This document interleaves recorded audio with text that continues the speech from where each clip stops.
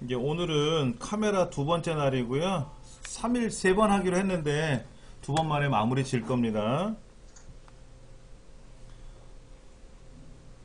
자, 지금 스마트폰이 이제 열려 있잖아요. 그럼 이제 여기에서 여러분들이 사용하시는 게 피사계 심도, 뭐 화이트 밸런스, 인물 촬영, 풍경 촬영하는 요령 이런 것들을 제가 오늘 좀 마무리 드릴 거예요.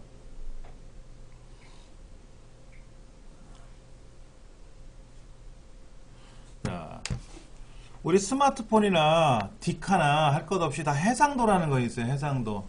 해상도는 쉽게 말하면 사진의 크기를 말하는 거죠. 동영상이든 사진이든 사진의 크기가 좋아야 좋아요. 큰 게 좋은 거예요.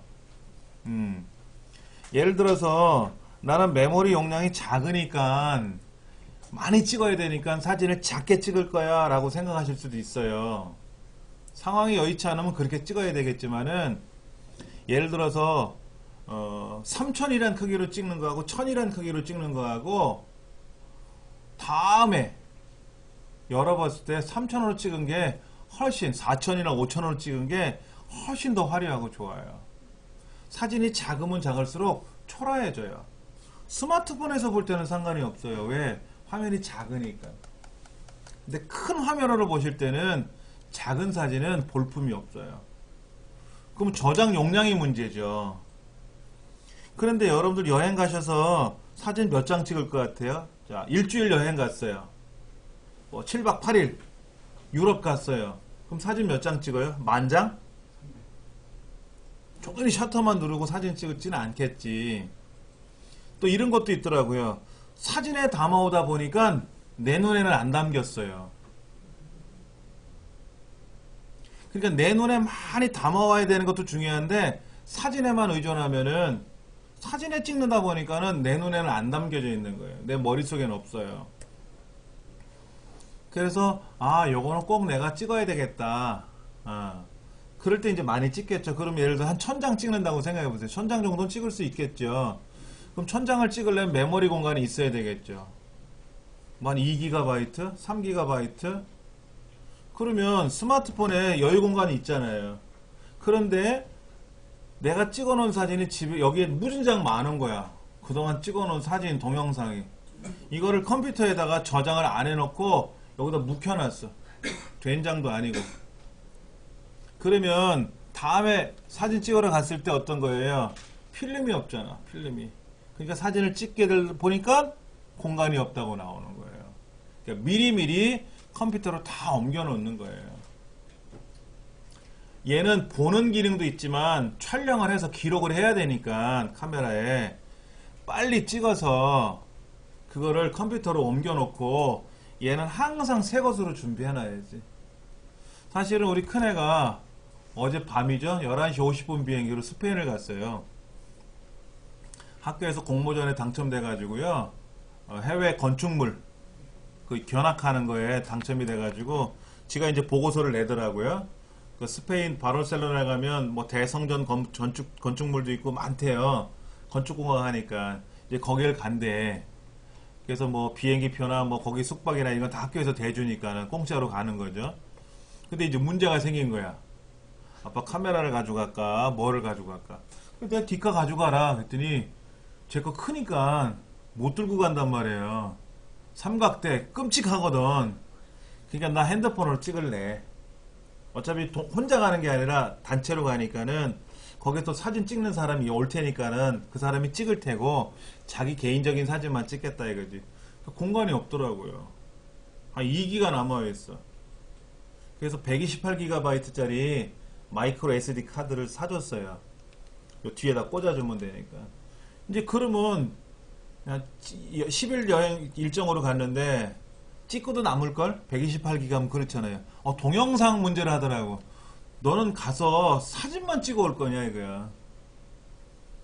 건축 공부하러 간 놈이 사진만 찍어 올 거냐. 잠깐 막 뭐라 그랬었더니 그래도 그래 그럼 찍어봐라. 찍어봐서 USB 메모리도 줬어요. 128기가짜리를. 그래서 노트북 가져온 친구가 있을 테니까 옮겨놔라. 찍고 옮겨놔라. 외장하드를 둘래다가 번거롭잖아요. 뭐 항공 화물로 보내고 막 집어 던지고 할 텐데 하드 깨지고 할 테니까. 그래서 USB 메모리 조그만 거 하고 메모리 카드 꽂았으니까 그거면 충분할 것 같다. 모자라면 네가 사서 써라 그랬어요. 근데 그리고 일정으로 간 겁니다. 사진의 크기는 얼마나 거로 해야 돼? 무조건 크게 찍어라. 동영상은 걱정이 되더라고요. 동영상은 무조건 큰 거로 찍으면 안 돼요. 왜? 무조건 큰 거로 찍어 놓으면 우리 집 컴퓨터가 성능이 안 좋으면 안 보여. 적당한 크기로. 사진의 크기는 무조건 크게 라고 돼 있는데 동영상인 경우에는 1920에 1080 정도로 찍어라. 이거를 우리는 컴퓨터 용어로 풀 HD라 그래. 풀 HD. 이건 알고 계셔야 돼요. 예. 동영상은 1920이 있고요. 1080이 있고요. 뭐 640이 있고요. 4K라는 게 4K. K가 1000이니까 4K 하면 4000이란 말이에요. 사진은 4000으로 찍어도 되고 5000으로 찍어도 되고 6000으로 찍어도 돼요. 해상도를. 자, 여기서 해상도가 나오는데요. 제가 말씀드린 거 요거는 가로 해상도고 요거는 세로 해상도예요. 우리 천장 보시면 텍스 붙어 있잖아요. 텍스가 길쭉하게 돼 있죠? 이게 긴 게 60cm, 짧은 게 30cm예요. KS 공업 규격으로 딱 찍힌 겁니다. 그러면 이 천장의 너비의 길이가 몇 미터인지 나올 수 있겠죠. 그거 보고 하는 거예요. 그 다음에 바닥에도 바닥재 붙어 있죠? 바닥에 바둑판처럼 생겨 있잖아요. 이게 30cm예요. 근데 이거보다 좀 넓어 보이면 45cm고 굉장히 넓어 보이면 60cm예요. 그 이유가 있어요. 이런 거를 하는 게. 장판은 그냥 통으로 까는 거지만 바닥재를 깔 때는 대충 하나 둘 셋 넷 10개 나온다. 그럼 6m 이런 식으로. 짧은 게 10개 있다 그럼 3m. 새로 이사를 가려고 칩을 보러 갔는데 요게 잘 모르겠어. 몇 자가 될지. 그 신발 신고 이렇게 재보면 신발 보폭 하나가 30cm 정도 나오거든요. 그럼 요게 발자국으로 10개 나오면 여기 10자 이렇게 대충 잡는 거예요. 그렇게. 자, 그런데 해상도는 뭐냐면 모는 종이를 바둑판처럼 모는 종이를 쪼개가지고 가로 1920으로 쪼개겠다라는 뜻이에요. 가로. 그러면 지금 보시는 이 화면은 가로가 1024예요. 잠깐 보여드리면 제가 해상도를 잠깐 보는데요. 여기에 1024로 되어 있어요. 얘는 제일 커봤자 1280밖에 안 나와요. 그러니까 여러분들 얘가 1024라면은요 1920이면 이 화면의 2배예요. 우리 디지털 TV 있잖아요. 디지털 TV가 1920 나와요. 그만하게 영상을 찍겠다라는 거죠. 디지털 TV에 꽉 차게끔 찍는 게 1920이에요. 그 정도면 볼만하죠. 근데 그거보다 크면 못 읽을 수 있어요. 컴퓨터가. 성능이 좋으면 괜찮은데 안 그러면 못 읽을 수 있으니까 동영상은 사진은 낮장으로 찍히는 거지만 동영상은 계속 움직이는 거잖아요. 그래서 컴퓨터가 버거워해요. 1920이면 충분해요. 가능하면 4000으로 찍는 게 더 좋은데 4000을 지원하는 스마트폰이나 디카 같으면 찍으시고 제 거는 4000이 안 돼요. 이 핸드폰은 1920밖에 안 돼. 그럼 저는 그 중에 제일 큰 거로 찍을 거니까. 사진도 이게 4000이 나오나 3000이 나오나 이게 3000 얼마밖에 안 나와요. 근데 요즘 나오는 거는 뭐 4000 얼마 5000 얼마 나오잖아요. 그럼 그렇게 찍으세요. 예. 그 다음에 여기 말고 또 이런 것도 있을 거예요. 품질 얘기도 나올 수 있어요. 품질은 이제 만약에 고급 뭐 중급 뭐 이렇게 이런 식으로 나온다 그러면 아무래도 고급 품질로 찍으면 좋겠죠. 고급 품질은 뭐냐면은 쉽게 말하면 이런 거죠. 좋은 사진을 찍겠다. 크기만 큰 게 아니라 이런 거예요. 한우도 등급이 높은 게 있고 낮은 게 있잖아요. 그렇죠. 그러면 한우를 드시는데 똑같은 가격이라면 좋은 품질 먹어야죠. 고급으로 찍는 거예요, 품질을. 그렇게 해서 찍으면 사진이 깔끔하게 나와요. 깔끔하게. 해상도는 뭐 그 정도만 여러분들이 잘 맞춰주시면 돼요. 예. 그 다음, 이제 초점인데, 초점은 어떻게 맞춰야 되냐면, 자, 스마트폰을 생각하시면 편해요. 초점 전에 구도를 볼까요? 구도. 자, 인물 촬영한다, 인물. 인물은 중앙에 놓는다? 자, 구도는요, 인물이든 뭐든 황금분할이라는 게 있어요. 황금분할. 황금분할. 분활? 분할? 예, 황금분할에 의해서 촬영하는 거예요. 쉽게 말하면, 가로, 세로를 3등분 하세요. 가로, 세로를 3등분 하세요. 자, 그림으로 그려드릴게요. 계산기가 있죠. 그림판에다 제가 한번 그려볼게요. 자, 화면이 이렇게 나왔어요. 우리 스마트폰에서 이렇게 보면 화면이 있고, 일반 디카로 보면 뷰파인더라는 게 있잖아요. 이렇게 눈으로 보는 거. 거기에 가상으로요. 이렇게 하세요. 가로, 세로를 이렇게 3등분 하세요. 3등분 하세요. 이렇게. 근데 스마트폰에는 또 이렇게 안내선이 나오기도 해요. 예. 그러면 어떻게 찍는 거냐면, 사람이 여기 오는 거예요. 여기. 뭐, 여기 만나는 점 있죠? 만나는 지점에다가 중요한 피사체, 모델을 두는 거예요. 사람을 정중앙에다 찍는 거는 증명사진밖에 없어요. 사람을 똑바로 세워놓고 정중앙에다 놓고 탁 찍는 거는 증명사진, 여권사진 이거 외에는 전혀 없어요. 그리고 다 어떻게 하느냐? 이렇게 황금분할이라는 위치에다 놓고 찍는데, 만약에 오른쪽에다 놓고 찍겠다, 이 오른쪽에다 이렇게 찍겠다 그러면 이 사람의 시선은 가급적이면 왼쪽을 바라보는 쪽으로 찍겨 좀 좋아요. 제가 만약에 이쪽에 서 있어요. 화면에 왼쪽에 서 있어요. 아니죠. 화면에 왼쪽에 서 있는 게 아니지. 이 사람 모델이 왼쪽을 바라볼 수도 있고 오른쪽을 바라볼 수도 있잖아요. 그럼 제가 오른쪽을 바라본다. 저 입장에서 오른쪽을 바라보면은 찍는 사람이 이 사람을 카메라에다 딱 담을 때 오른쪽. 그래서 오른쪽, 그러니까 카메라에서 왼쪽을 바라보는 셈이죠. 카메라 왼쪽을 바라보니까는 사진 카메라의 오른쪽에다 두고 제가 바라보는 시선 쪽에 여백을 주는 거지, 이쪽으로. 그래서 여기다가 그 사람을 놓고 찍으면 돼요. 찍을 때 이렇게 정면을 바라보고 찍는 것보다는 살짝 몸을 틀어주고 찍으면 더 예뻐요. 멋있어요. 그러니까는 뭐 사회 진행하는 사람들 보면은 정면으로 탁 서갖고 군인처럼 부동산으로 찍는 게 아니잖아요. 살짝 시선도 바꿔보고 손동작도 이렇게 위치를 정해주고 이렇게 하지 않습니까? 그렇게 예쁘게 찍어주면 자연스럽게. 그 다음에 저기 북한산에 올라갔어요. 도봉산에 올라갔어요. 그럼 산봉우리들이 있지 않습니까? 그 산봉우리들이 어디에? 중요한 산봉우리들이 저쪽에 이렇게 놓이게끔 하는 거죠.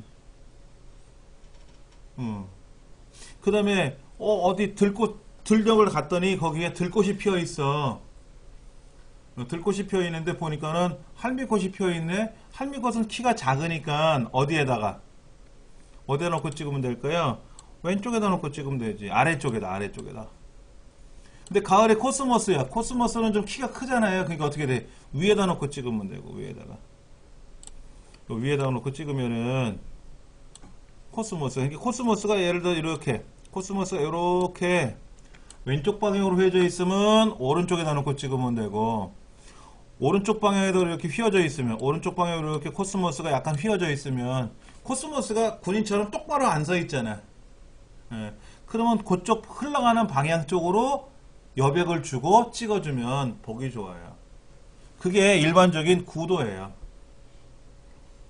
구도만 따로 공부하실 수도 있지만 어려우니까 이렇게 여백을 두고 그렇게 찍으시면 좋아요. 예.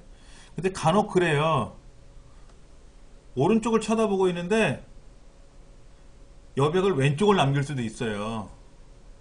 여운을 남기기 위해서 여운을 거꾸로 역으로. 근데 그거는 모델이 멋있어야 돼. 근데 우리 같은 사람은 그렇게 찍으면 안 이쁘니까 예, 시선 바라보는 방향 쪽으로 여백을 좀 주고 찍으면 깔끔하게 이쁘게 나와요. 그렇게 찍어주시면 따봉 소리 들을 수 있습니다. 예, 그게 이제 구도예요, 구도. 그러면 이제 인물 촬영할 때도 그런 거 있어요. 풀샷?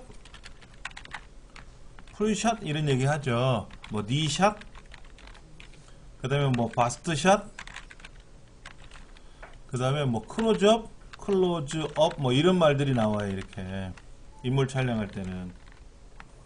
풀샷은 뭐예요? 머리에서 발끝까지 다 나오게 찍는 거예요. 왜 그렇게 찍죠? 그날 신발도 좋아. 바지도 치마도 예쁜 거 입었어. 핸드백도 신상 들었어. 미장원에 가서 머리도 잘했어. 다 나와야 돼. 그럴 때는 풀샷 찍는 겁니다. 특히 등산할 때 출발할 때는 풀샷 찍는 거 아니에요. 등산하러 이제 올라가잖아요. 올라가기 전에는 예쁘게 꾸몄잖아요. 그때는 크로즈업이나 바스트샷을 찍는 거예요. 바스트샷은 이 가슴 부위서부터 이렇게 허리 라인서부터 이렇게 얼굴이 위주로 나오는 거고, 바스트샷, 크로즈업은 얼굴만 확대해서 찍는 거예요. 잔뜩 예쁘게 꾸몄잖아요. 예. 그리고 탁 찍는 거지. 선글라스면 선글라스 끼고. 모자는 안 썼어. 머리에 모자 자국도 안 났어. 땀도 안 흘렸어. 그때는 바스트샷이나 크로즈업을 찍는 겁니다. 그 이제 산에 갔다 왔어요. 갔다 오면 땀도 흘리고 화장도 지워졌는데 크로즈업 찍으면 어떻게 해요? 난리 나죠. 혼나요. 그때는 풀샷을 찍는 겁니다. 배낭도 맸겠다. 머리에서 발끝까지 아, 이 사람 산에 갔다 왔구나. 그런 정도로. 예. 그러니까는 인물이 멋있으면 예를 들어서 수영복을 입었어. 수영복. 아, 그러면 풀샷 찍으면 좋죠. S라인도 나오고. 근데 이 사람이 저처럼 D라인이야. D라인. 배가 뿔룩 나왔어. 그러면 풀샷 찍으면 안 예쁘겠죠. 근데 얼굴이 미소가 굉장히 예뻐. 이런 사람이 있단 말이야. 얼굴이 통통하면서. 그런 사람은 크로즈업 찍어주면요. 굉장히 예쁘죠. 그렇게 해서 맞춰서 찍어주시면 좋아요. 예. 니샷은 무릎에서 자르는 겁니다. 무릎에서. 근데 무릎에서 자르기 참 애먹어요. 특히 관절 부분에서 자르면 굉장히 사진 안 이쁩니다. 발목을 딱 잘라서 찍었다든지, 만세 했는데 손목을 잘랐다든지, 만세하면 손가락 끝까지 나와야 돼. 그렇죠. 자, 대한민국 만세 해가지고 깃발을 흔들고 있는데 깃발을 잘라 먹었어. 그럼 뭘 흔들고 있는지 모르잖아. 그럼 안 찍으면 못해요. 그럴 때는 풀샷 그리고 깃발까지 다 맞춰야 되고, 그 다음에 큰 길을 막 흔들고 있잖아요. 그러면 그거 다 나오게 찍어야 돼. 그리고 그 사람 얼굴도 크로즈업에서 하나 찍어주면 좋지. 그 역동적인 모습 있잖아. 막 얼굴에 힘이 들어간 그런 것도 찍어주면 좋고요. 풍경은 어떻게 찍으면 될까요? 풍경 촬영은 어떻게 하면 좋을까요? 전체가 보이도록 촬영하시면 돼요. 자, 몽마르트 언덕을 찍는다 이거야. 몽마르트 언덕을 가서 찍었는데, 몽마르트 언덕에 있는 골목만 탁 찍으면 이게 이태원 골목인지 영등포 어디 골목인지 모르잖아요. 그러니까 몽마르트 언덕 전체를 착 찍어야지. 그렇죠. 에베레스트 갔는데 거기 있는 눈덩어리만 찍어오면 어떻게 돼요? 이게 냉장고에 성에 낀 거를 찍었는지 모른단 말이에요. 그렇죠. 그러니까 에베레스트 전경이 쫙 나오게, 금강산 12,000봉 쫙 나오게 찍어야 풍경이 제대로 나오는 거죠. 그렇게 찍고 나서 봉우리 하나하나 찍을 수는 있겠죠. 에펠탑을 찍었는데 에펠탑에 있는 철탑 기둥만 찍으면 그게 어디 무슨 에펠탑인지 어딘지 모르지 않습니까? 그러니까 에펠탑이 다 나오게 찍어야 돼요. 자, 그런데 더 힘든 건 뭐냐면요. 풍경 또는 배경 속에 내가 보이도록. 내가 보인다는 건 인물이죠, 인물. 보이도록 촬영하려면 어떻게 됩니까?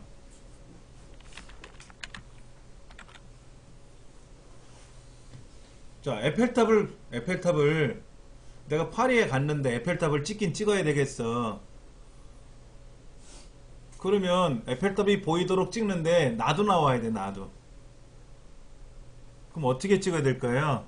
에펠탑에 있는 기둥 붙잡고 찍으면 내가 나오긴 나오는데 에펠탑은 안 나오죠. 그럼 카메라맨이 촬영하는 사람이 뒤로 가야죠. 저 뒤로 가야 된단 말이야, 에펠탑이. 근데 에펠탑은 보이는데 내가 안 보이지. 자, 그림으로 그려드릴게요. 뭐냐면 여기 에펠탑이 이렇게 있단 말이야. 이렇게 에펠탑이 이렇게 있단 말이야. 사람은 여기 서 있어. 여기 찍는 사람이 여기 있어. 그러면 이 사람은 어떻게 찍냐면 이렇게 찍거든. 이렇게. 그러니까 철탑 붙잡고 찍은 사진이 돼버리는 거예요. 그러니까 이게 다 나오게 이렇게 찍으려 그러면 사람이 굉장히 멀어지잖아요. 촬영하는 사람이. 그러면 나는 어떻게 돼? 나는 코딱지만하게 나오지. 자, 63 빌딩이 다 나오게 찍으려 그래. 나도. 63 빌딩 정문에서 찍으면 안 돼. 어디서 찍으면 돼요? 마포대교 건너와서 찍으면 돼. 여기 있으면 된다고. 사람이 어디 있냐면 여기 있는 거. 여기 사람이 있는 거. 여기 이렇게 63빌딩을 배경으로 찍을 거라면 마포대교 건너와서 마포 쪽에서 찍으면 63빌딩도 보이고 쌍둥이 빌딩도 보고 다 보이잖아요. 나도 다 크게 보이고. 이렇게. 그러니까 사진 찍으실 때는 훈수 뜨는 마음으로 찍으셔야 돼. 훈수는 제3자죠. 그러니까 멀리서 관망을 하거든. 그러니까 다 보여, 길이. 근데 당사자들은 어때요? 미치겠거든. 이겨야 되니까. 그러니까는 이성을 잃지. 자, 여기서 그러니까 이런 거예요. 저기 어디 무슨 뭐 큰 은행나무를 찍겠다. 근데 은행나무 기둥 붙잡고 찍거든. 나 나오니? 아니. 나는 나와. 그럼 은행나무는 안 나와. 그럼 뒤로 가. 그럼 은행나무에 매미 붙은 것처럼 찍히는 거죠. 그럴 때는 저 멀리서 사람 많잖아. 그 안에 엄청나게 많잖아요. 그러니까 멀리 떨어져 가지고 이 뒤가 에펠탑이다 이렇게 사인을 보내면서 탁 찍으면 어떻게 돼요? 에펠탑도 보이고 나도 보이고. 그렇게 모델 찍는 거 아니잖아. 그러니까는 이렇게 찍어주면 에펠탑도 보이고 나도 보이고 다 나온다. 근데 이제 셀카로 찍으려면 카메라를 이렇게 비치고 내 얼굴 보이고 그 뒷면에 에펠탑이 보이게끔 이렇게 해서 착각 누르면 되겠죠? 그렇게 찍으면 되고. 누가 찍어주는 일행이 있으면 걔는 내가 찍어주고 나는 친구가 찍어주고 이렇게 일행이 찍어주면 돌아가면서 찍어주면 되겠죠. 요렇게. 그래서 멀리서 본다고 생각하시고 찍으시면은 전혀 이상 없이 잘 찍힐 거예요. 그러니까 금강산 12,000봉을 찍어야 되고 에베레스트를 찍어야 되는데 에베레스트 산꼭대기에 올라가서 찍을 수는 없잖아. 독사진을. 그냥 어차피 배경으로 찍는단 말이야. 못 올라가니까 천상 포기하고 배경으로 찍어요. 그게 제일 잘 나오는 거지. 근데 에펠탑은 구경을 해야 가야 되니까 구경을 했어. 기념으로 남기고 싶었는데 철탑만 찍히는 불행한 사진이 나올 수 있으니까 그렇게 멀리서 찍으시면 된다 이거지. 예. 피사의 사탑 같은 경우도 어떻게 돼요? 피사의 사탑 앞에 가서 찍으면 어떻게 돼? 피사의 사탑 높이가 있지 않습니까? 그러니까 다 안 나오거든. 좀 떨어져서 찍으면 되고. 떨어져서 멀찍이 떨어져 갖고 찍으면 다 나온다. 자, 배경과 인물의 거리를 두고 촬영한다. 이렇게 하면 되겠죠? 아시겠죠? 이건 요령이에요. 네. 사진 작가가 되고 안 되고 그게 중요한 게 아니라 이건 요령입니다. 자, 그러면 초점은 어떻게 맞춰야 돼? 초점은 일단은 에펠탑이 중요해? 내가 중요해? 파리에 갔으니까 에펠탑이 더 중요할 수는 있겠죠. 금강산 1만 2천 보러 갔으니까 금강산이 더 중요할 수 있겠지. 허구한 날 가는 건 아니니까. 예를 들어 옆집에 가서 찍는다 그러면 내가 중요하지만 그래도 나라는 사람이 중요하죠. 인물이 중요하니까 인물에 초점을 잡자. 인물에 초점을 두고 촬영하면 되고요. 여기 있네. 인물 촬영과 풍경 촬영이라고 하는 거. 이따가 따로 말씀을 드리겠지만은, 예. 화이트 밸런스는 뭐예요? 피사계 심도는 뭐예요? 자, 여기 보시면, 제가 요건 따로 정리해 드리겠지만은, 피사계 심도라는 건 뭐냐면, 자, 인물과 배경을 두고 촬영을 할 때, 인물에 초점을 잡으면 배경이 흐려지고 배경에 초점을 잡으면 인물이 흐려질 수 있겠죠? 자, 생각해 보세요. 자, 내 손가락이 여기 있고요. 책이 저만큼 떨어져 있는데 요 손가락에다 초점을 딱 잡고 보시면 저 책이 흐려지고 저 책에다 초점을 잡으면 내 손가락이 두 개로 보이고 하물며 흐려진단 말이에요. 자, 어디에다 초점을 잡을 거냐가 중요한데 스마트폰은 이 피사계 심도가 그렇게 뛰어나지 않아요. 망원렌즈로 촬영하면 굉장히 중요합니다. 위험해요. 망원렌즈로 촬영할 때는 예를 들어 사람의 측면을 찍잖아요. 옆으로. 사람을 정면으로 안 찍는다 그랬잖아요. 약간 틀어져서 찍게 되는데 이때 오른쪽과 왼쪽의 초점 거리가 다르죠? 정면에서 보면 똑같지만 측면에서 보면 어떻게 돼요? 오른쪽에서 보면 오른쪽이 가깝고 왼쪽이 멀잖아요. 근데 망원렌즈로 찍으면요. 가까운 쪽 눈동자는 선명한데 반대편 눈동자는 흐려질 수도 있어요. 그 짧은 거리에서도. 그러니까 만약에 망원렌즈로 사람을 촬영하는데 뒤에 에펠탑이 있었다 그러면 에펠탑이 안 보일 수도 있단 말이에요. 근데 스마트폰이라면 걱정 없어도 돼요. 걱정 안 하셔도 돼요. 예. 찍으시면 되는 거죠. 이때 인물 모드로 찍을 거냐 풍경 모드로 찍을 거냐만 생각하세요. 스마트폰에 보면은 풍경 모드라는 게 있어요. 인물 모드도 있어요. 그러니까 나 혼자 그냥 저 산을 통해서 도봉산에 갔는데 내가 좀 멋있게 나오면 좋겠어. 그때는 인물 모드로 찍으면 되는 거고 에펠탑이 멀리 있는 걸 보고 찍을 때는 에펠탑도 선명해야 되잖아요. 그때는 풍경 모드로 찍으시면 돼요. 예. 그러니까 인물 촬영과 풍경 촬영인데 인물 모드로 찍을 거냐 네. 인물 모드로 촬영할 거냐 풍경 모드로 촬영할 거냐 이제 그 차이죠. 그러니까 인물 모드는 뭐냐면 인물이 도드라지게 나오고 풍경은 약간 흐리게 나오게 하는 게 인물 모드예요. 이걸 우린 피사계 심도가 깊다 얕다 이런 얘기를 해요. 나도 선명하고 풍경도 선명하면 배경도 선명하면 이걸 우리는 인포커스 우리가 이제 그 아웃포커스라는 말이 있어요. 아웃포커스는 사진 전문 용어가 아니라 현장 용어라 그래. 현장 용어. 아웃포커싱으로 찍어라 그럼 뭐냐면 인물은 선명한데 배경은 흐리게 만드는 거예요. 근데 이거는 스마트폰은 힘들어요. 망원렌즈는 기본이 다 돼. 망원렌즈로 찍으면 그냥 인물 모드로 찍으면 망원렌즈 찍을 때 최고로 좋아요. 풍경을 찍을 땐 망원렌즈로 찍는 거 아니에요.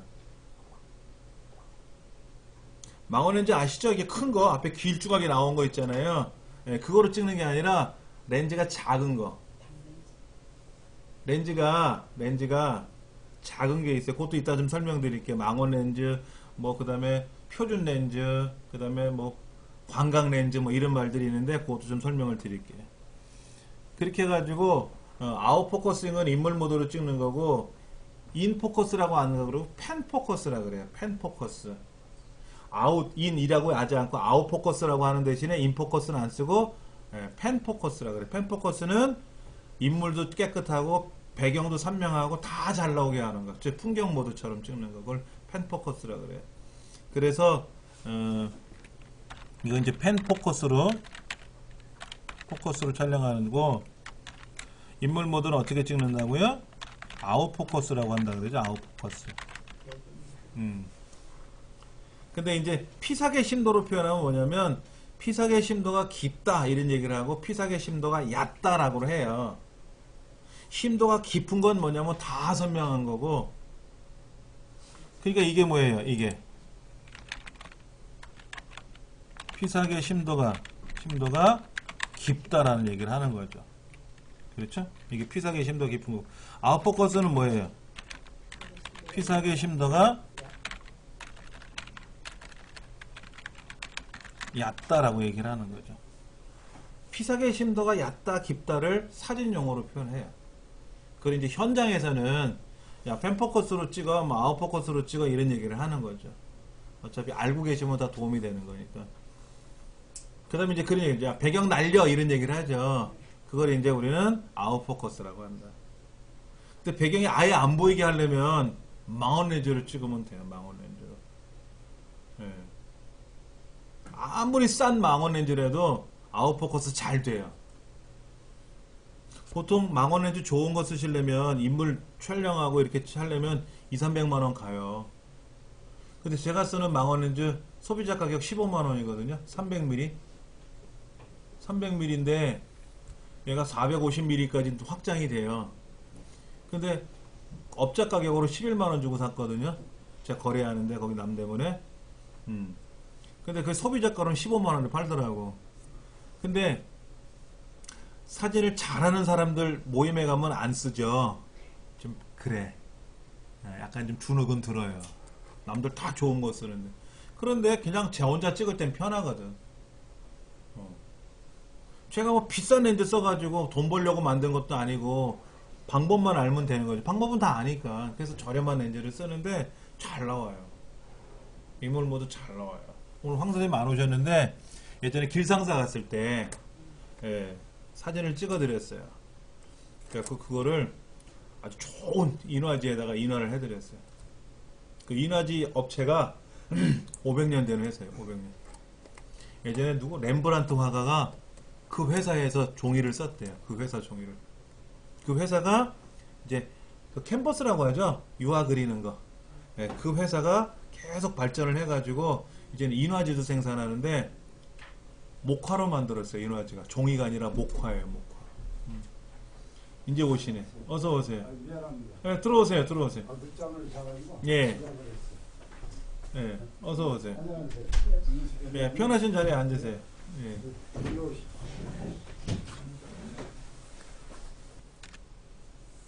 다시 한번 정리를 해볼까요? 예. 인물은 초점을 잡을 때는 인물에다 초점을 잡고 찍으시면 돼요. 만약에 어디 여행을 갔는데 거기는 들꽃이 예뻐 그럼 들꽃에 초점을 잡으면 되고, 우리 스마트폰은 초점 잡기 편한 게 뭐냐면 손가락으로 이렇게 탁 눌러주면 바로 초점이 잡히잖아요. 터치해주면. 그리고 착각 찍으면 됩니다. 예. 자, 황금분할을 어떻게 한다고요? 아까 제가 알려드린 대로 가로, 세로, 3등분해서 그 만나는 지점. 우리 스마트폰에는 한번 해보세요. 스마트폰에는 카메라에 가면은 안내선이라는 게 나오는 게 있어요. 안내선.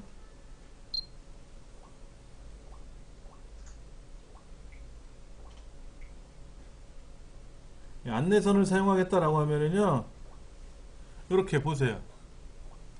가로, 세로 이렇게 선이 그려지죠? 카메라 여기 보면 이렇게 가로, 세로 이렇게 하얗게 선이 그려지잖아요. 이게 안내선이에요. 그러면 그 안내선에 선끼리 가로, 세로가 만나는 점이 있지 않습니까?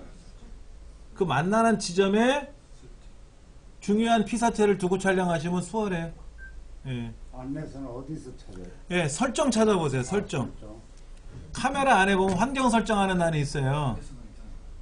거기 안내선을 꺼내는 기능이 있거든요.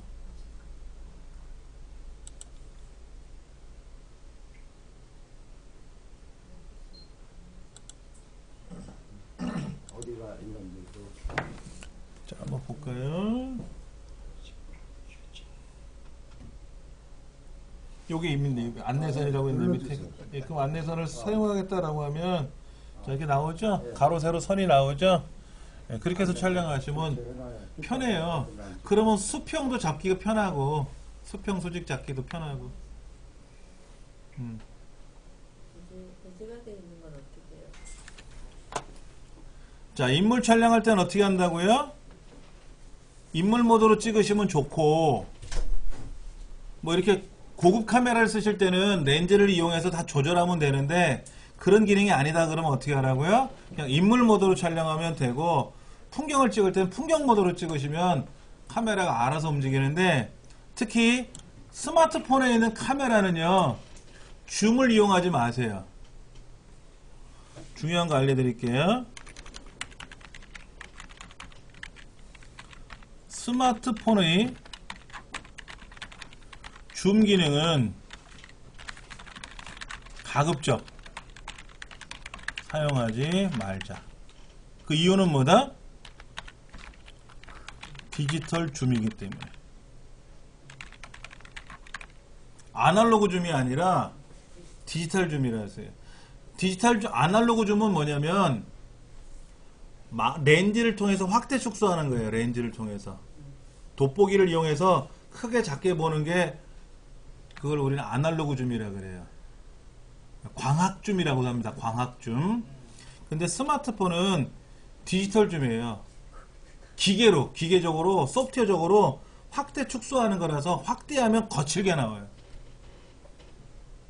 제가 아까 사진을 보여드렸을 때, 자, 예를 들어서 이 꼬맹이 사진이 있는데, 원래 사진이 이제 이렇게 나오잖아요. 근데 얘를 제가 확대 하다 보면 어떻게 돼요? 확대 하다 보면 거칠게 나오거든? 이게 디지털 줌이라는 거예요. 그러니까 디지털 줌은 안 하는 게 좋아요. 근데 꼭 확대를 해야 될 때가 있잖아요. 그러면 하긴 하겠지만서도 가급적이면 사용하지 말자. 근데 일반 우리 카메라들은 어때요? 렌즈 좋은 것들은 뭐 저렴한 거라든지 제가 쓰는 렌즈도 저렴한 거지만은 줌 기능이 잘 되거든요. 확대 축소 되거든요. 상관없죠 그거는. 예. 화이트 밸런스는 지난 시간에 제가 말씀드렸으니까 보시면 되고요. 그 피사계 심도는 요거다 같이 연결해 버릴까? 여기다가 요거다 연결하면 같이 요거랑 같이 연결이 되겠죠. 그렇죠? 자, 쉬는 시간을 좀 갖고요. 뭐를 설명할 거냐면 그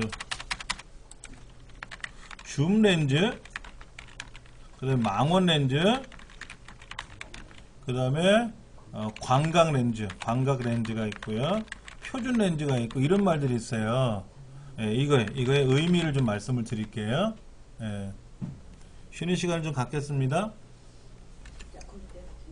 줌 렌즈라는 말은요. 또 이런 말도 있죠. 단 렌즈라는 말도 나와요.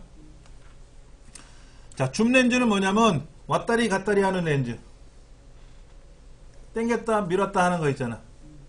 크게도 되고 작게도 되고 왔다리 갔다리 하는 렌즈를 줌 렌즈라 그래. 이거는 다초점 렌즈라 그러죠. 다초점 렌즈. 단 렌즈는 단초점 렌즈라 그래요. 그냥 200mm, 300mm, 뭐 100mm 이렇게 움직이는 거는 줌 렌즈. 얘는 50mm야, 얘는 200mm야, 얘는 150mm야 딱 정해져 있어. 이건 단 렌즈. 사진은 단 렌즈로 찍으면 사진이 잘 나와요, 오히려. 근데 활용도는 줌 렌즈가 활용도가 있죠. 200도 쓰고 300도 쓰고 100도 쓰고 이렇게 하면 좋을 것 같으니까 100에 300mm를 산단 말이야. 근데 더 좋은 거는 100mm, 200mm, 300mm를 따로 갖고 있으면 더 좋은데 돈이 더 들죠. 엄청 들죠. 그걸 감당을 못하니까 뭐 예를 들어서 18에 뭐 300 이런 거 있어요. 캐논에 보니까 18mm에서 300mm 다 되는 렌즈도 있어. 그럼 렌즈 하나만 있으면 팔도광산 유람하면서 전 세계 돌아다니면서 다 찍을 수 있어. 뭐 풍경도 찍고 뭐도 찍고 다. 그런데 따로따로 찍은 게 더 훨씬 좋죠. 근데 렌즈를 5개씩 싸들고 다니자고 생각해 보세요. 무릎도 안 좋은데 배낭에 짐은 많은데 그거를 지고 태백산에 올라간다고 생각해보세요. 일출을 찍는다고. 가다가 쓰러져. 가다가 쓰러져. 예. 몰라, 택배로 보낼까? 태백산 꼭대기로? 그건 힘들잖아요. 자, 렌즈는 어떻게 움직이는가 볼게요.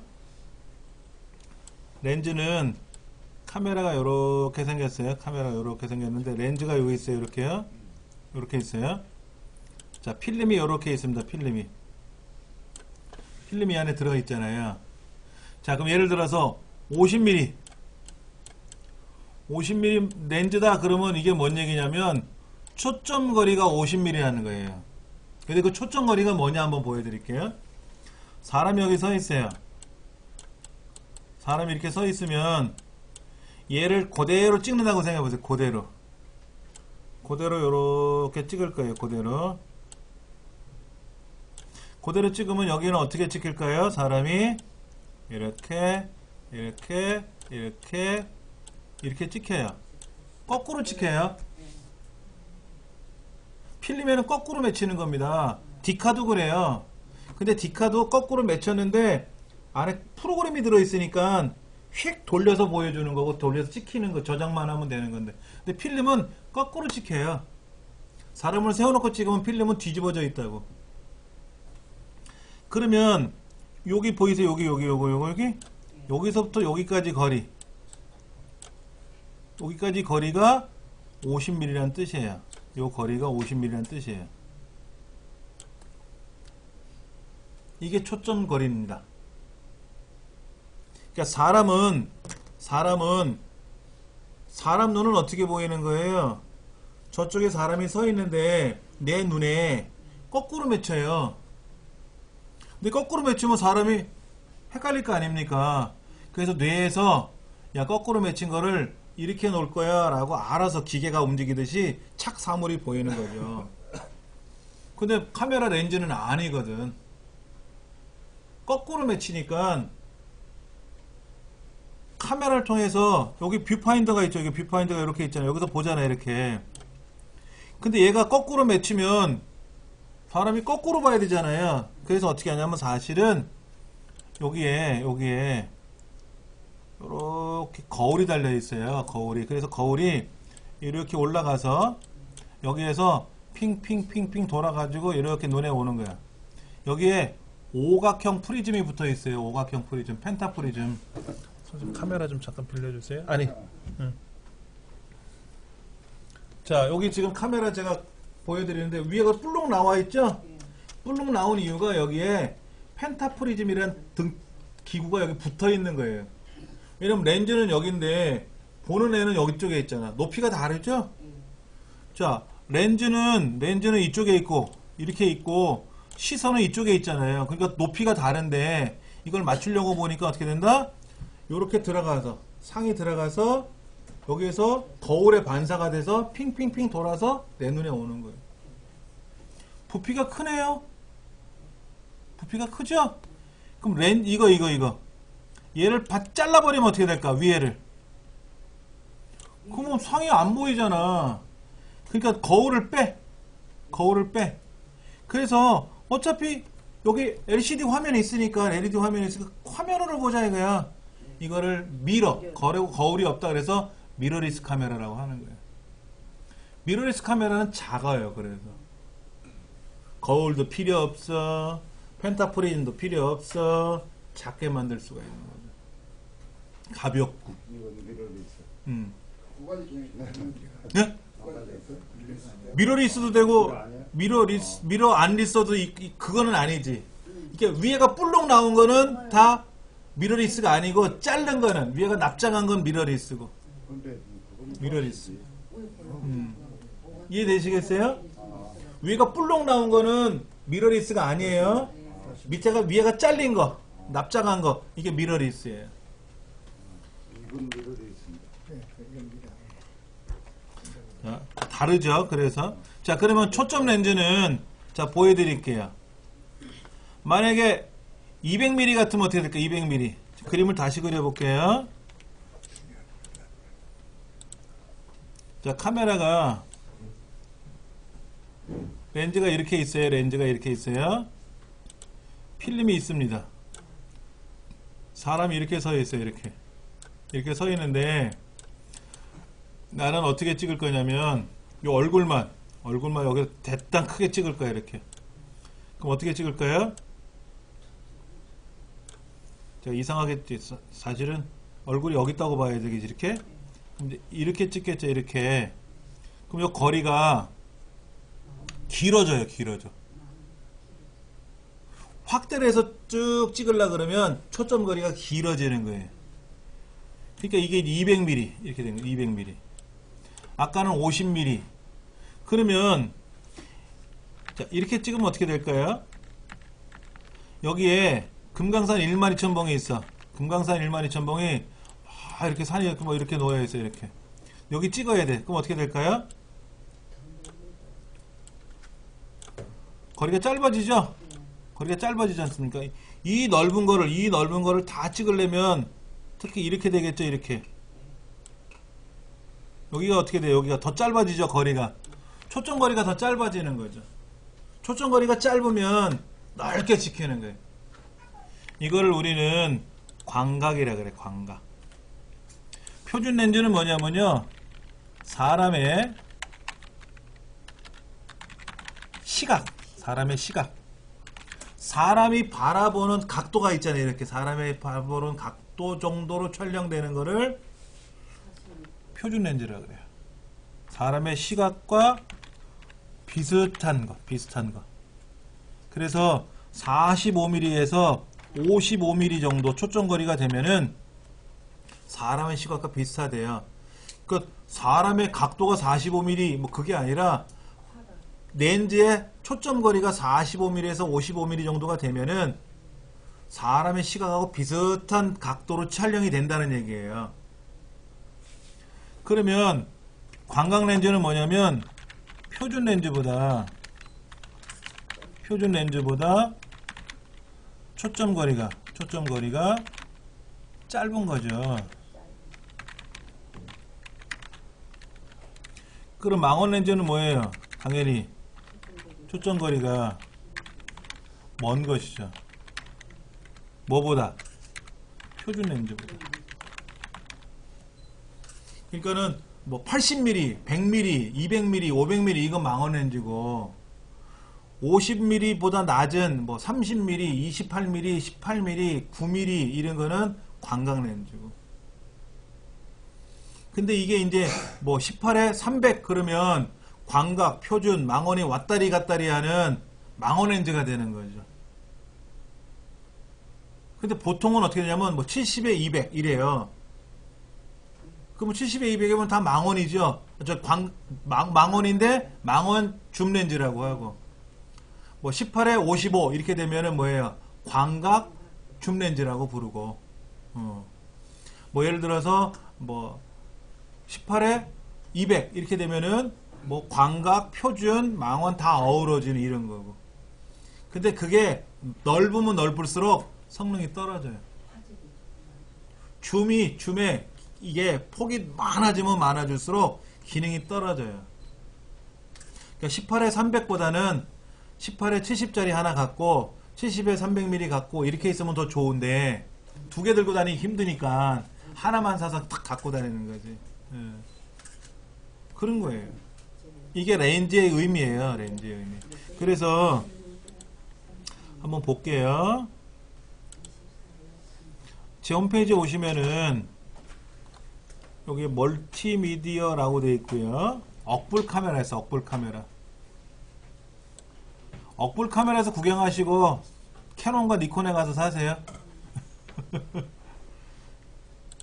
캐논과 니콘에 가셔가지고 여기는 이제 매장 이렇게 주소 지도를 넣어놨어요. 이렇게 캐논과 니콘이라는 매장에 여기 가면 한시성을 가지신 분이 사장님이 한 사장님. 약간 소갈머리가 좀 없어요. 네, 주변 머리만 남아 있습니다. 예. 예, 저희 아버지도 소갈머리가 없으시거든. 주변 머리만 남으셨는데 똑같아요. 가서 저 뚱뚱한 컴퓨터 선생이 소개했다 그러면 다 알아들어요. 뚱뚱한 컴퓨터 선생은 지구상에 저 혼자인가 봐요. 네, 거기 가셔가지고 상담하시면 돼. 그러면 다 알아서 다 소개해줘요. 여기는 뭐 바가지 씌우나 이러진 않아요. 뭐 50년 뭐 이렇게 거래한 장사하는 사람들이기 때문에 대를 이어서 저도 저희 아버지가 거래하셨고 제가 따라서 거기를 거래하는 거기 때문에 믿을만해요. 자, 사시는 건 여기서 사시고 물건이 없잖아요. 여기 안 보이잖아요. 그러니까 구경은 여기서 하시면 돼. 억불 카메라. 억불 카메라 사장님이 이 소리를 들으면 또 난리 나겠지. 예. 억불카메라 왜 가라 그래요? 거기는 거기서 보라고. 뭐, 억불 카메라 어디에 있어요? 그 요 주변에 있어요. 예, 시청역 그쪽인데. 샘플이 맞나 봐요? 예. 아, 여기는 온라인으로도 판매를 하기 때문에 하는 거고요. 그래서 이렇게 사진들이 있어요. 제품들 사진이 보이는데, 홈페이지를 보고 저는 여기는 물건을 보러 간 적은 매장은 한 번도 가본 적은 없고요. 그러니까 물건은 여기서 보고 이런 물건은 내가 좀 사고 싶은데 그럼 니콘과 카메라가 사는. 저도 그렇게 해요. 예. 그게 내가 가가지고 물컵 켜놓은 억불에 가서 보고. 여기 보면 이제 광각 단렌즈, 뭐 표준 줌 렌즈, 광각 줌 렌즈. 광각 줌 렌즈는 뭐야? 그냥 넓게 찍히는데 뭐 18에 55 뭐 이런 거 되겠죠. 이런 거 눌러 보시면은, 자, 우리 황 선생님은 캐논 쓰시잖아. 캐논 카메라니까 캐논 렌즈란 말이에요. 여기 11에 24, 16에 35. 11에 24는 예, 11에서 24니까는 뭐 굉장히 넓게 나오는 거죠. 예. 11에 22. 그런데 잘 보시면은 여기 8에서 15에요. 8에서 15. 이건 어안 렌즈라고 해서 사물이 이렇게 둥그렇게 나와요. 이거는 렌즈가 이렇게 볼록 나와 있죠. 자, 근데 여기 빨간색이 테두리가 그려져 있잖아요. 빨간색, 여기 빨간색. 이 비싼 애예요. 빨간색 그려진 애는 비싸. 캐논 거는. 거꾸로 니콘은 금장 테두른 거 있어요. 이렇게 누런 거 이렇게 테두리 둘려 있는 거 있어요. 이게 비싸. 이거 보세요. 써잖아. 15만원. 근데 150만원이죠? 10배나 비싸네. 예. 그러니까 이렇게 금테 두른 거 이마에 금테 두르고 나온 애가 니콘은 비싼 거고 캐논은 빨간 테두리 둔 게 비싼 건데 이건 뭐 300만원이 나가네. 자, 이것도 하나 알려드릴게요. 망원 렌즈로 촬영 시에는 우리가 이제 뭐라고 하냐면은 그 1대1 바디라는 게 있어요. 1대1 바디. 1대1 바디보다는 크롭 바디가 효율적이라고 얘기를 해요. 그 다음에 광각 렌즈로 촬영 시에는 1대1 바디라고 하죠. 1대1 바디가 효율적이에요. 크롭 바디하고 1대1 바디라는 말이 나오는데, 요거 우리 황 선생님 쓰시는 요 캐논 요거에 EOS5 마크 3라고 하는 이거는 1대1 바디라 그래요. 이걸 풀 프레임이라고 합니다. 풀 프레임 1대1은 뭐냐면요, 필름 사이즈랑 똑같은 게 들어있다고 보시면 돼요. 요 안에 필름 역할을 해주는 회로가 들어있는데, CCD라고 하는 회로가 있는데, 얘가 예전에 우리 필름 있잖아요. 그 사이즈 36에 24mm 필름하고 똑같은 게 들어있어요. 이게 풀프레임 1대1 바디고요. 가격은 한 3,400만원 이상 넘어가요. 그런데 우리 스마트폰은 카메라가 조그맣잖아요. 그러니까는 필름 그따만게 들어간 게 아니지. 조그만 필름이 들어가겠죠. 그 다음에 미러리스 카메라 중에서도 좀 자그마한 거 있단 말이에요. 그거는 2분의 1로 잘라서 쓰거든. 필름의 절반만한 크기가 들어가는. 그러면 그거를 1대2 바디라 그래요. 1대 1.3도 있고 1대 1.5도 있고 1대 1.6도 있고 1대 2도 있고 1대 3도 있고 1대 4도 있고 1대 10도 있겠죠. 이렇게 1대 1보다는 1대 2를 쓰면은 200mm 망원 렌즈가 400mm가 돼요. 그러니까는 만약에 11mm 렌즈를 끼면 22mm가 되는 거예요. 1대 2 같으면. 필름이 작아지면요, 망원 렌즈나 이 줌 렌즈든 렌즈의 미리수가 늘어나요. 2배로. 그래서 광각으로 찍을 때는 1대1보다 1대 0.5도 있을 수 있겠죠. 더 큰 필름 쓰는 거. 그러니까 중형 카메라라고 하는 거. 이런 거를 찍으면 광각이 진짜 잘 나와요. 근데 중형 카메라는 몇 천만 원씩 하니까 우리는 못 쓰고. 그러니까 우리는, 그러니까 우리 황 선생님은 40mm 렌즈를 꼈으니까 이게 40mm를 찍혀요, 제대로. 그런데 이제 1대2 바디로 만약에 이 40mm를 촬영하면 80mm가 되는 거니까 의미가 좀 없지. 대신에 이거는 크롭 바디.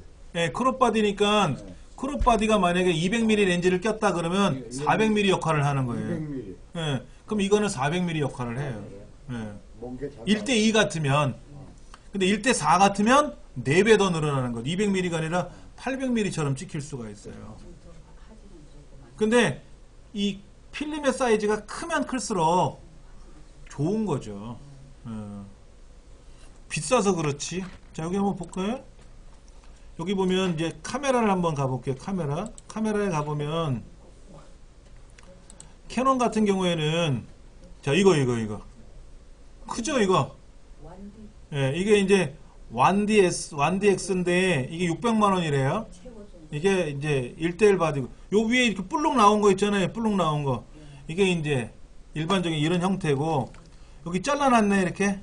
이게 이제 미러리스고. 특히 이렇게 색깔을 하얗게 만들어 놓은 미러리스들이 많이 있죠. 자. 이런 것들은 이건 6D네, 6D. 예. 그러니까 카메라를 요거는 이제 천체망원용이래. 천체망원용에다 끼나 보지? 이건 이제 마크 3, 1DS 마크 3 660만 원. 비싸기는 무진장 비싸요, 그렇죠? 예, 이건 1D 마크 4네요. 4S가 아니라 1D S 마크 4 같으면 더 비쌀 텐데 1D보다는 1D S가 더 좋아요. 예, 스튜디오용이에요. 스페셜한 카메라로 나온 건데 주로 작가용. 이거는 스포츠 기자용. S가 붙은 거는 실내 사진용이고, 예, S가 안 붙은 거는 이제 야외 촬영용이에요, 본래는. 근데 성능이 더 좋으니까 이걸 쓰지. S자 붙은 걸 쓰죠. 주로 언제 나오냐면 올림픽, 월드컵 앞두고 새로운 카메라가 나와요. 그래야 기자들이 바꿔야지. S가 달려있는 건 비싼 거라고. 스페셜이 아니라 스튜디오.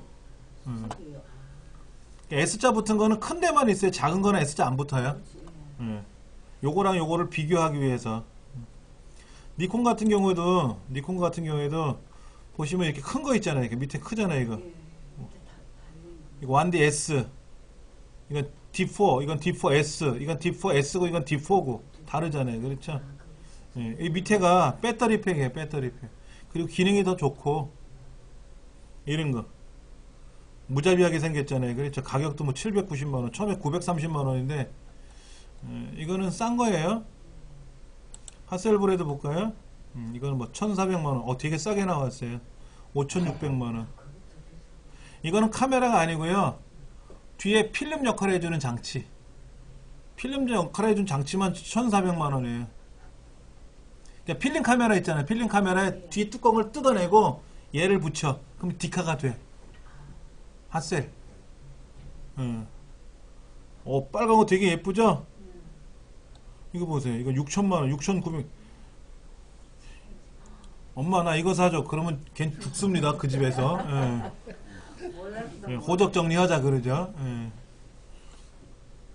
저거 카셀브라도 빨간색 하나 사. 그거 하나. 뭐, 이제, 선생님 하나 사세요. 하나 사셔갖고 다음에 한번 보여주시면 좋습니다. 요거, 뒤에 붙어 있는 게 이제 이게 디지털 팩이에요, 요거. 이것만 해도 몇 천만 원 하죠. 요 뒤에 있는 팩만. 근데 얘가요, 한 장 찍으면 900메가. 로 파일로 찍으면 900메가예요. 한 장에. 그럼 8기가 찍으면 8장 찍히는 거예요. 8장. 그래서 보통 얘는 외장하드를 껴가지고 찍어요. 이 안에 외장하드를 붙여가지고. 아니, 외장하드를 연결해가지고 찍기도 하더라고. 그러니까 들고 다니면서 찍는 게 아니라 실내에서 주로. 컴퓨터랑 직접 연결해놓고 찍을 때 많이 쓰죠. 그러니까 이거로 찍으면 일단은 값어치가 올라가죠. 생김새는 별로 이렇게 뭐 근데 핫셀이라고 하는 게 아시겠지만 그 카메라에선 귀족이죠 귀족. 그러니까 우리가 뭐 핸드백 뭐 루이비통 뭐 이런 얘기 하는데 이거는 카메라의 귀족이야. 1950. 이건 뭐 아무나 들고 다니는 게 아니라 예. 이게 배터리 팩인데 그 디지털 팩인데 2천만 원이 넘어요. 팩만. 그러니까 뒤에 카메라를 핫셀 같은 경우에는 몸통하고 필름팩하고 분리를 시키고 결합을 하거든요. 그럼 이제 필름팩을 빼가지고 디지털 팩을 끼면 그게 이제 디카가 되니까 그 디카를 만들기 위한 디지털 팩이 2천만 원. 누가 돈을 줄 테니까 사라 그래도 안 살 거예요 저는. 누가 주면 그 니콘과 카메라 가서 이제 팔고 한 1,000만 원 손해 보더라도 팔고 다른 거 사야지. 그게 낫지. 남는 거 떡 싸먹고 해야지. 이걸 뭐로 들고 돌아다니냐고. 얘만 사는 게 아니라 렌즈 따로 사야죠. 렌즈. 아니, 누가 들고 다니는 거예요, 저거를? 저거 이제 안에 상업사진 찍으시는 분들. 상업사진 찍으시는 분들이 그러니까 유명한 사진 작가 중에 인물사진 전문적으로 찍는 이런 사람 있잖아요. 그런 사람들 쓰겠지. 왜냐면 일반 우리 니콘이나 캐논보다는 사진이 잘 나오거든. 해상도가 뭐 8천만 와서 뭐 이러니까. 그리고 필름 사이즈가 예전에 우리 그 스리에서 찍으면 뒤에다가 이렇게 필름 팩 끼는 거 있죠? 필름이 크거든. 중형 필름이니까. 카메라 자체도 커요. 카메라가 이것보다 훨씬 커. 이것도 큰 거잖아요. 요거를 소형 카메라라 그래요? 얘를 소형이라고 하는 겁니다. 일반 필름 집어넣는 거.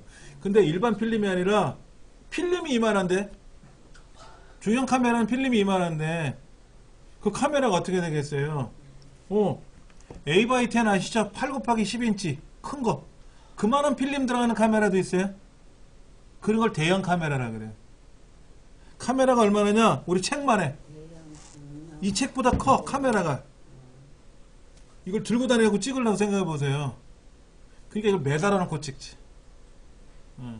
허기야 뭐 엑스레이도 있어. 사람 뼈 따고 찍는 것도 있어. 이 책 2배만한 필름. 근데 그거는 들고 다니는 게 아니라 사람 눕혀놓고 찍는 거니까. 그냥 여기 뭐 렌즈도 있는데 보세요. 슈퍼 줌 렌즈 이런 거. 슈퍼 줌 렌즈라는 건 뭐야? 500mm 뭐 이런 거. 200에 500mm 이런 거. 여기 24에서 120. 너비가 넓죠? 150에 600mm. 14에 150mm. 이거는 650에 1300mm. 근데 40만 원대야. 와, 왜 이렇게 싸? 되게 싸죠? 조리개가 8에서 16이니까 조금만 얻으면 못 찍고. 그때 한번 해볼 만하네. 40만 원 투자해서 이만한 대포만한 렌즈를 끼는데 렌즈가 이렇게 안 굵어요. 얇아요 얘는. 대낮에. 어디 나가면 사람들 기죽죠. 이거 들고 나가면. 그리고요. 여기는 지금 안 나왔는데 우리 렌즈 중에요. 올림푸스 시그마인가 렌즈가 있는데 여기는 안 나온 것 같은데. 대포 렌즈 있어요. 대포 렌즈. 500mm짜리 대포 렌즈가 있는데 무게가 18.9kg입니다.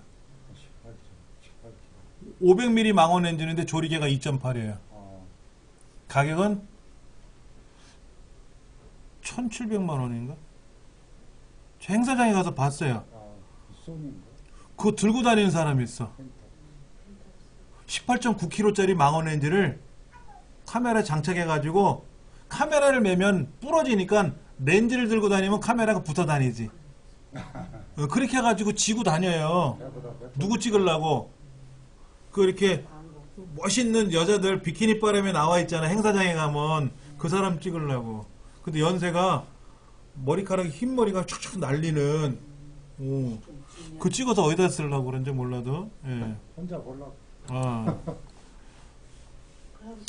좋죠. 그런 거로 찍으면요 진짜 뭐 여기 얼굴에 땀구멍 뭐 크게 나오죠. 예. 굉장히 좋습니다. 저 렌즈만 나오는 시그마나 탐노는 어떻습니까? 탐론하고 시그마는요 여기 보시면은 캐논 카메라는 캐논이 좋고 니콘 카메라는 니콘이 좋고 소니 카메라는 소니 좋은데 예, 예. 여기 보면 이제 탐론이라는 말이 나오는데 탐론 카메라는 없거든요. 카메라는 없으니까는 니콘이나 캐논을 사가지고 탐론 렌즈를 쓰는 거예요. 저렴한 호환성 렌즈. 약간 이건 가격이 내려가는데 예. 500만원, 300만원짜리 쓰기 너무 비싸니까는 탐론에 있는 150만원짜리 쓰고 이런 거죠. 성능은 같은데 아무래도 지명도가 브랜드 가격이 좀 떨어지니까 좀 낮춰서 쓰겠다 그런 건데 가급적이면 니콘은 니콘에 맞춰야 그게 좋아요. 왜냐면 니콘 카메라의 특성이 있고 니콘 렌즈의 특성이 있어가지고 딱 맞아야 제대로 사진이 나오거든요. 예. 근데 그거는 전문가들이 봤을 때 하는 소리고 우리들은 몰라요. 이거로 찍어도 모르고 저거로 찍어도 모르고. 예, 여기 보면 특이한 렌즈가 있죠? 자, 이게 300mm, 500mm 망원 렌즈인데요. 187,000원이에요.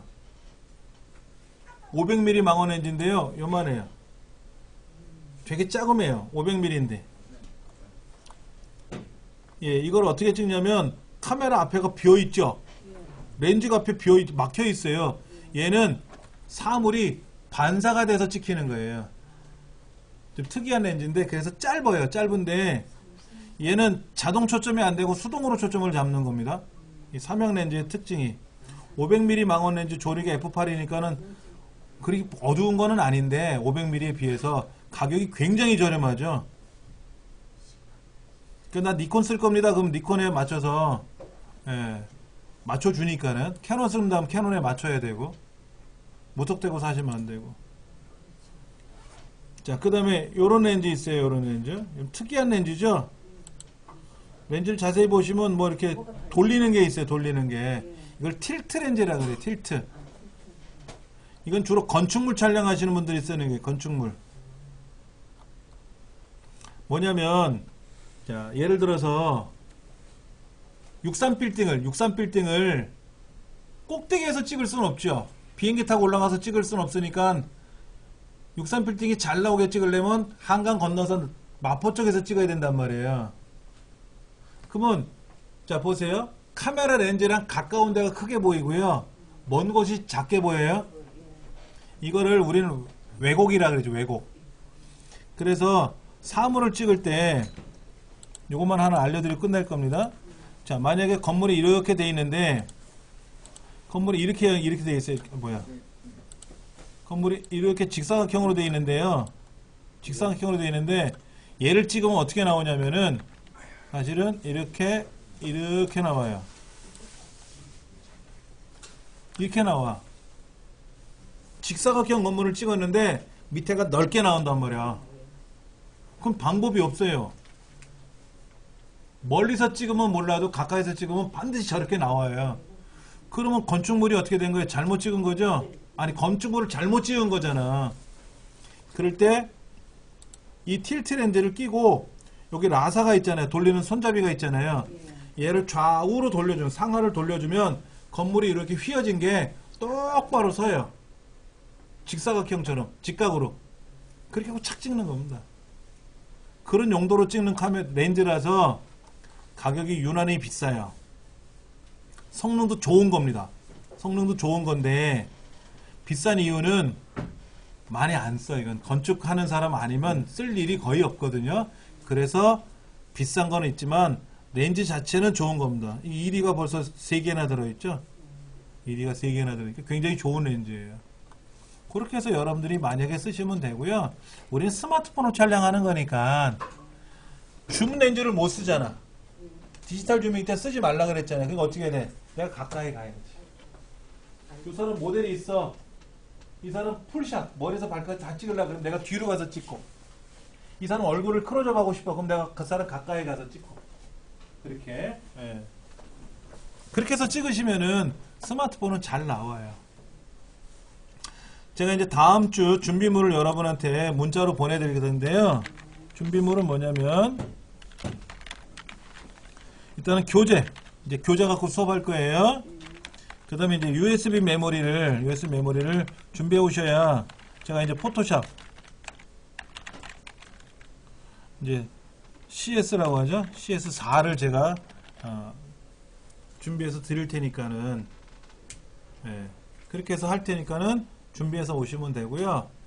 선생님 주제 음? 예제 예제는 책에 다 있으니까는요. 책에 있는 파일은 제가 또 인터넷에서 찾아 다운로드 받으면 되고요. 그 다음에 이제 중간중간에 숙제를 내드릴 텐데 숙제는 본인 사진 갖고 하세요. 본인 사진. 여기는 예제 갖고 하는 것보다는 본인 사진 갖고 하고 수업은 본인 사진 갖고 하려면 다 다르잖아요. 그러니까는 이 책에 있는 샘플을 할 거고 그렇게 진행할 겁니다. 수고들 하셨습니다.